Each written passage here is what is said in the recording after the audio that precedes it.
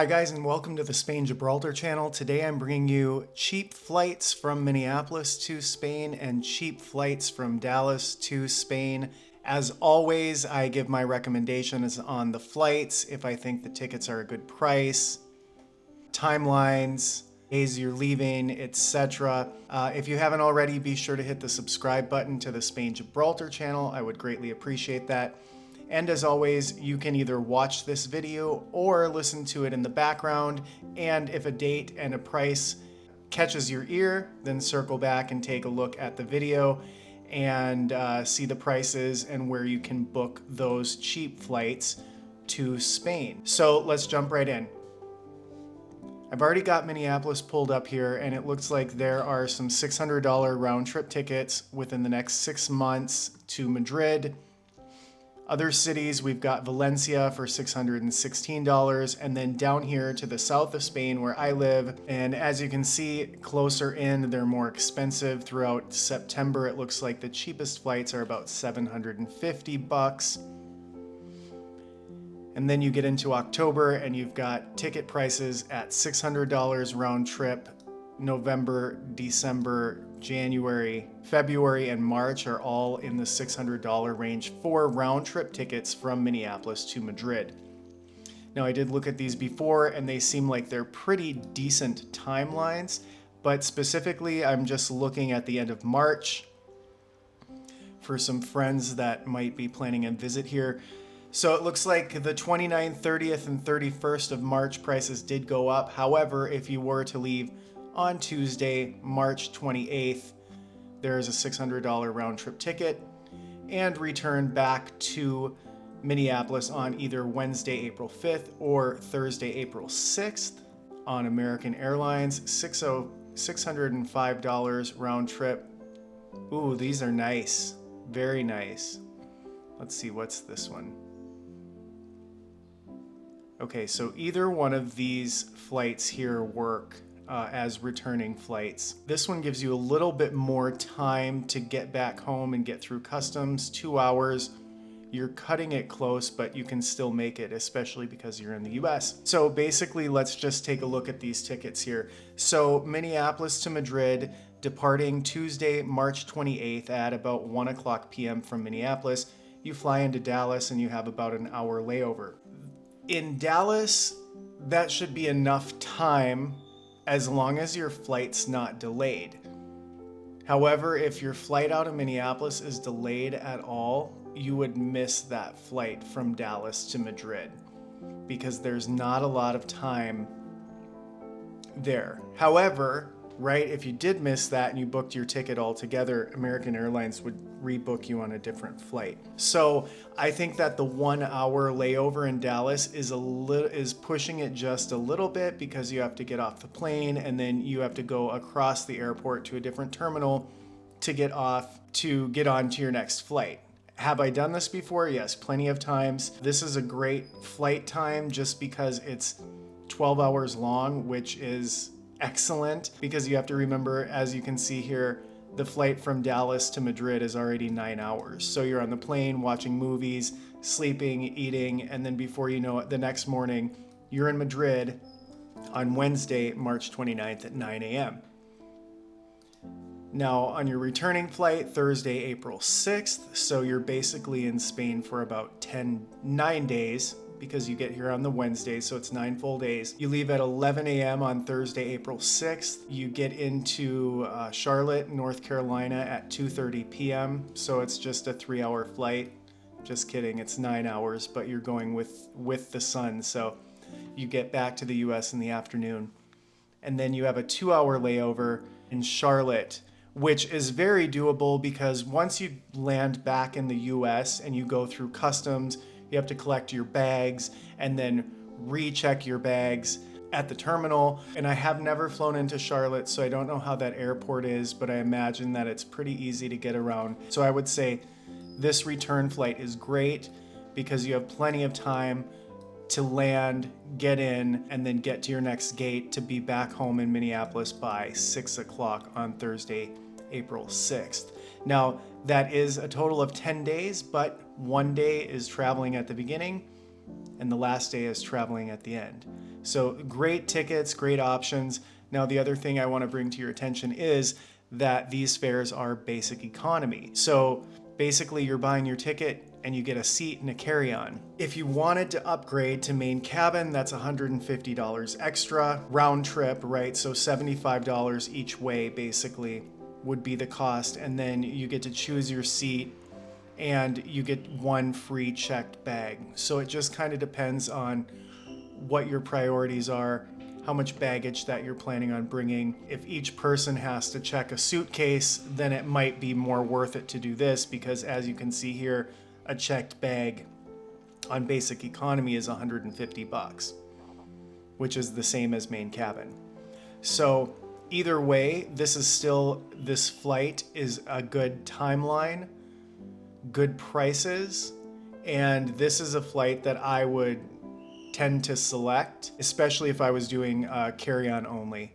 If I just had a carry-on bag, a carry-on suitcase, and my backpack, this flight would work well for me. So then let's go ahead and take a look at Minneapolis to Malaga. And I always recommend flying into Madrid and either renting a car or taking a train down to the south of Spain where I live, because there is a lot of really cool things to see in Madrid, but there's also a lot of really cool things to see in Malaga too, and cool things to see in the south of Spain, like going to Cordoba, going to Sevilla, and going to Cadiz. There's plenty of places to see if you fly into the south of Spain. And then at the end of March, there are some $600 tickets, but that's even pushing it back to, you're looking at the 27th, the 26th, and for these tickets I'm specifically looking at, I'm really trying to keep it to the 29th and 30th and 31st. So for my friends who I'm looking for, or just kind of checking on these tickets, that might not work. But if you're thinking about a trip to the south of Spain over the winter time, then you've got some really good flight possibilities here at a $620 round trip ticket, all the way starting in November, December, January, February. So if you want to take a trip to the south of Spain this winter, you've got some good flight options out of Minneapolis, and that's with Delta and Air France. And you know, I've flown these flights plenty of times and they're good as well.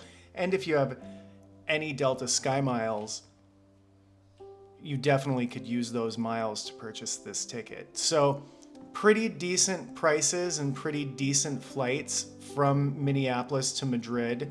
Pretty much the same amount of flights that the last video I made a couple weeks ago. It's got the same amount of flights. It's got about the same prices. They're sitting at about $600 round trip right now. That's about average.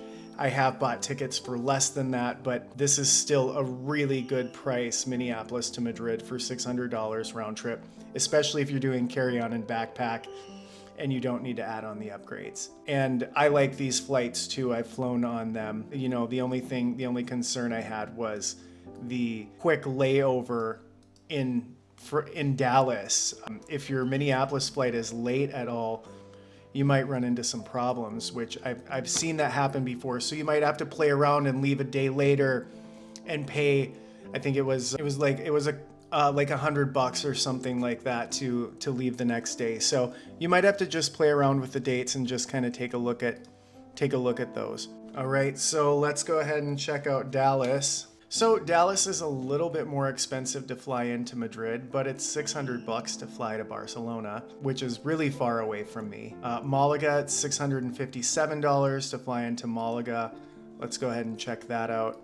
Ooh, that's a good flight, 13 hours. Minneapolis to Malaga in September is around $900.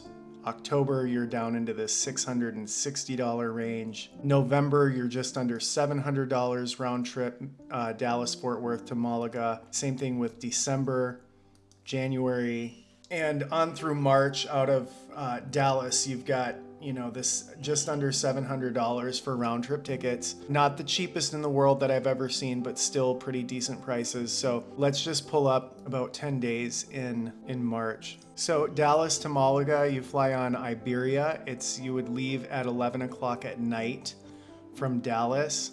on Monday, March 13th. You'd have a 9.5-hour flight. You'd land in Madrid at 2:30 p.m. Then you'd have a 5-hour layover at that airport, and then you'd fly down and you'd be in Malaga at 9 o'clock.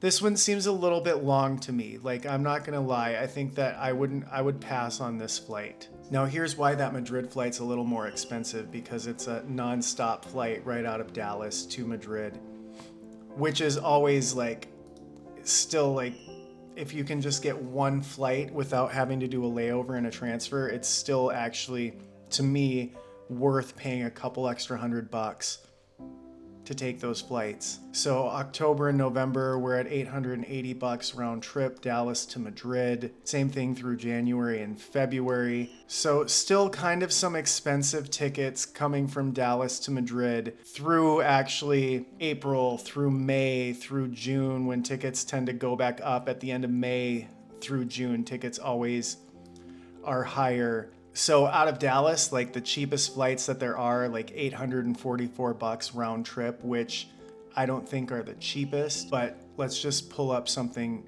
mid-March from Dallas to Madrid. So we've got $891 on American, so almost $900 round trip. Yeah, and then the nice thing is it's on American Airlines. I've been on this flight plenty of times. You leave Dallas at about 6:30 p.m. on Monday, March 13th. You arrive in Spain the next morning at 9:30 in the morning. So it's a nonstop 9-hour flight. That's why it's a little bit more expensive. And then on your way back, the flight is longer because you're hitting headwinds, and you would leave about 10 days later from Madrid at about 12:30 p.m. and then you'd get back into Dallas just before 6 o'clock p.m. on that Wednesday. So all in all, I would say that Dallas doesn't have the cheapest tickets right now to Spain, but that's why I put out these videos pretty regularly, because ticket prices tend to change often, and it's good to just be on the lookout to see what prices are cheaper. It's so interesting to me, though, to fly into Madrid nonstop is more expensive than flying into one of these smaller cities where you're actually flying to Madrid first and have a layover before you fly to these other Spanish cities. But that's just how it works. So since we're on the Dallas page and I live here, look, it's a picture of Gibraltar, what I'm always posting online. I always just like to see what the tickets look like from Dallas to Gib, which is the airport I do all my airplane videos for my channel, Ministry of Flight. So that airport is actually just like, I would say, basically right outside my front door because it's so close to my house. See, now here in October, $800 round trip tickets, that's pretty good. However, with flying to Gibraltar, a lot of times you have a longer layover in Britain. So sometimes it's worth it, sometimes it's not. When I'm looking at these tickets, I really have to play around with dates and times to just make sure that I get on those flights that aren't 22 to 24 hours, because I've been on those flights before. So not bad, $800, $790 round trip from Dallas to Gibraltar, right outside of my house. I love that, but probably won't. Oh, that's not bad, 15 hours. This is a great flight. Wait, that one was 13. Okay, on the way back, you've got these really long hours. So for $790 round trip to fly from Dallas to Gibraltar, really good prices, but you just have to play around with the dates to see which hours, because 30 hours is not fun. So yeah, it just takes time. But anyway, as a recap, Minneapolis to Malaga, some of the cheap tickets were about $600 round trip out of Minneapolis to Madrid.